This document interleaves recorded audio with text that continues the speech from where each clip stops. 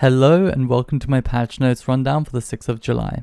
When I make these videos, my goals are to do the following when necessary: filter out non-gameplay patches, reconstruct and reword the news post, explain what has changed and how it impacts the game, showcase the updates in-game, and give my personal opinion and feedback by highlighting the respective text orange.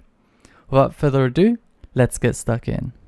When filling an empty divine charge using the divine-o-matic vacuum, excess energy will now flow into the next empty divine charge instead of being wasted.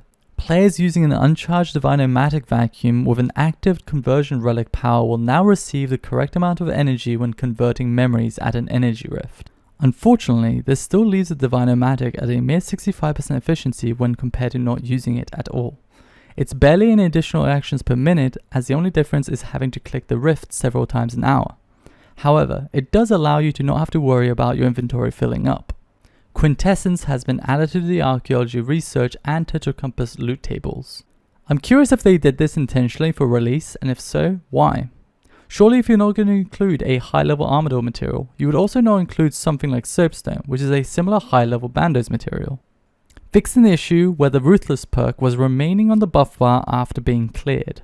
Arc berry bushes will now give 5% farming reputation when harvested, in line with other bushes. Graphically updated the Monster Examine Lunar spell. I'm wondering if this is a potential setup to fundamentally change the spell, making it available to all players on all spellbooks without needing any requirements or runes. This would be a nice addition for learning players who are interested in how to get information like hit chance. Added a tutorial for legendary pets.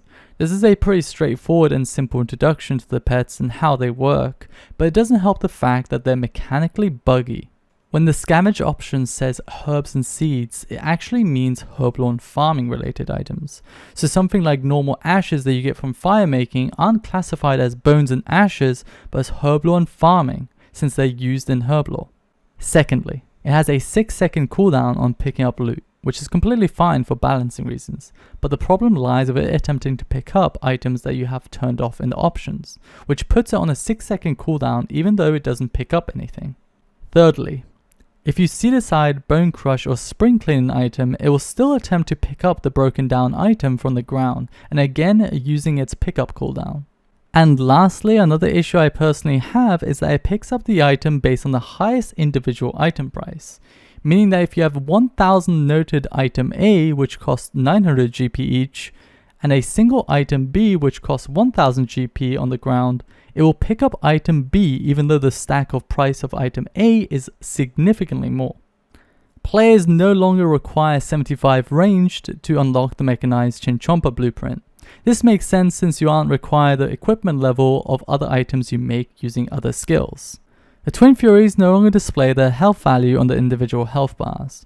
I actually don't like this change, since I find it easier to observe their health values through the individual bars over the fixed bar at the top middle of your screen. The problem I have with looking at the top middle of the screen for the information is that it's too far away from anything else that I need to pay attention to. So that's it for the patch notes. Today on the official RuneScape stream, they will be revealing the next major content update, so I'm excited to see what's in store. That's it from me. Thank you for watching and see you next week.